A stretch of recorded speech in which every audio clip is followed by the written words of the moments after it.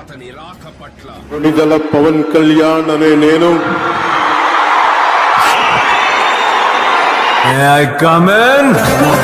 అతను అంత పెద్ద గ్యాంగ్స్టర్. గ్యాంగ్ తో వచ్చేవాడు గ్యాంగ్స్టర్, కానీ అతను ఒక్కడే వస్తాడు. అదే టైంలో పులొచ్చింది. మాన్స్టర్.